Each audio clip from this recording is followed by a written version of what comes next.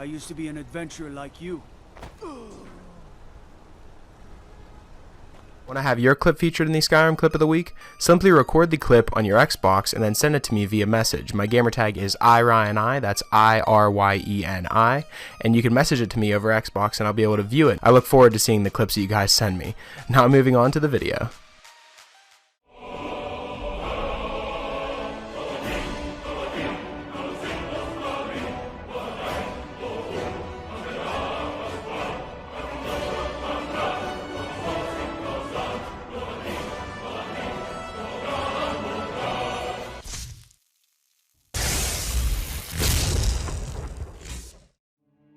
Hey, what's up guys, it's Ryan, and welcome to week number 99 of the top 5 Skyrim mods of the week. Now hopefully you guys will enjoy the mods that I've picked out for this week. We are so close to episode 100, number 99 guys, 99 weeks of top 5 mods of the week. And getting this close to 100, I'm so excited to reveal what I've been working on for the past couple of days now, working on getting episode 100 actually set up for a nice special episode, and that'll be coming next Monday. So stay tuned for that, and thank you guys so much for the support recently, and let's just jump into these top 5 mods of the week. Starting off at our number 5 spot, we have the Kontrol mod. Now the Kontrol mod adds the ability to quickly select between 8 hotkeys and the D-pad on your Xbox One controller.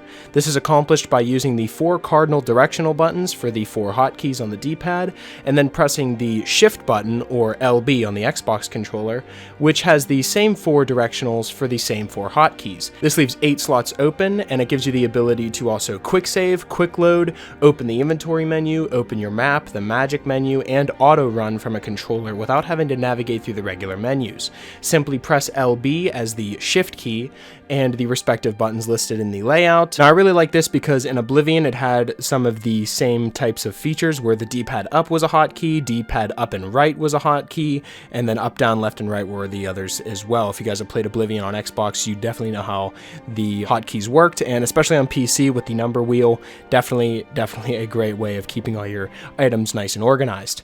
And you can access 8 of your favorite items, spells, shouts, and powers with these new hotkeys, and the controller buttons remain relatively the same from vanilla Skyrim, so there's not like a whole different layout that you have to learn. The only button that was really changed was to access your favorites, which is now LB and Y at the same time instead of up on the D-pad. Like I said, you can quick save and quick load on the fly. You don't have to go through the menus. You can access your inventory, magic, and map through the normal untouched cardinal menu, or directly using LB and A, LB and B, or LB and X. So the hotkeys that are actually added is D-pad up, D-pad right, D-pad down, left, and then there's LB and D-pad up, down, left, right.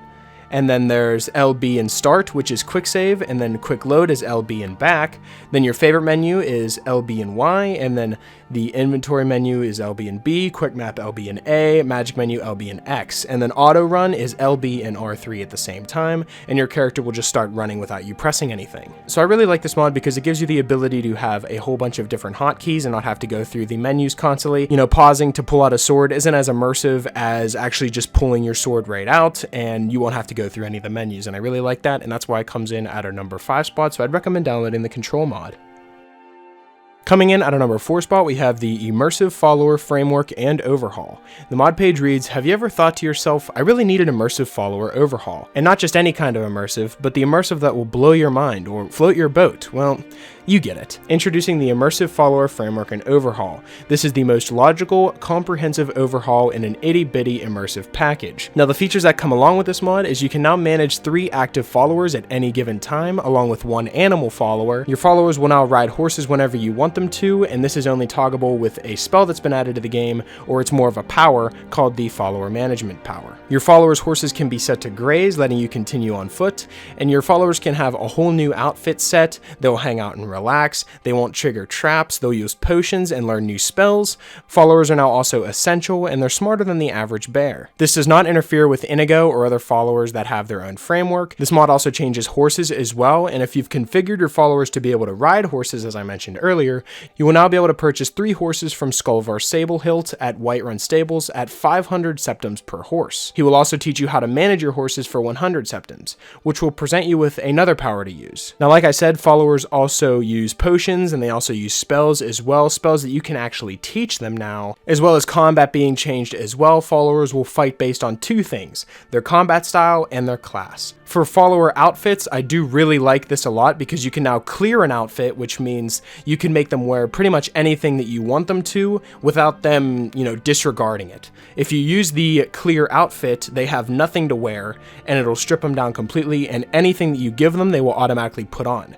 Because how the vanilla game works is they'll wear whatever the most powerful armor you give them is. So let's say you want them to be wearing just normal clothes because you're not really in battle right now. You can't if they have that armor in there. But with this mod, now you can. You can clear them out, and you could store the armor that you want them to wear in combat later in their backpack, which I'll get onto in a second, but you can also have them wear the ordinary stuff after using the clear outfit tool. Now for trading, they have a backpack where you can store all of your items that you don't want them to use, and then you can actually trade with them with items that you want them to use. So there's two separate menus. There's their backpack, which is stuff they're carrying for you, and then there's their inventory, which you can put stuff for them to equip in, which I think is a way better way of having followers in the game. So that's why it comes in at our number 4 spot, so I'd recommend downloading the Immersive Follower Framework in Overhaul. Coming in at our number 3 spot, we have Elegy, Difficulty and Balance Overhaul. Now this mod requires the unofficial Skyrim edition patch, so if you don't have that, you're going to have to download this for this to be able to work. And Elegy aims to craft a more rewarding, balanced, and immersive Skyrim experience, whilst making minimal changes and maintaining as much as vanilla gameplay and vision as possible. A few of the main changes are drastically increased loot rarity, and a crafting experience overhaul that features less spamming, better perk allocations, and more.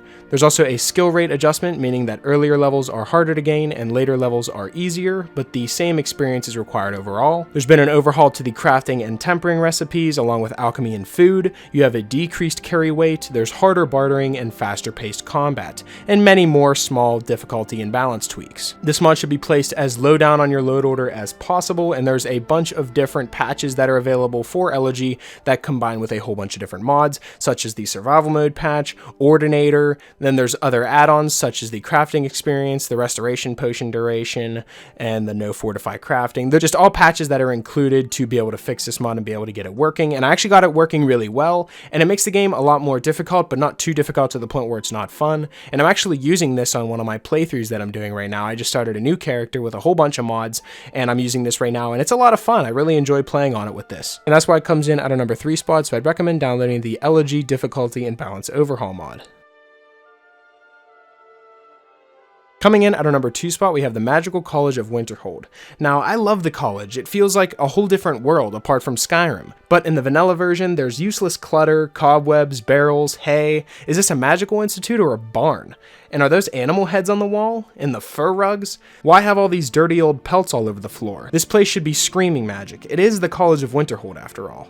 This mod features new custom decorations built in with in-game meshes and textures. There's unique room decorations for each NPC. There's a starter player room that was overhauled. There's safe storage, a player bed, and a Shrine of Julianos located in it. It's less overgrown in the courtyard, and there's also a small garden that has been added.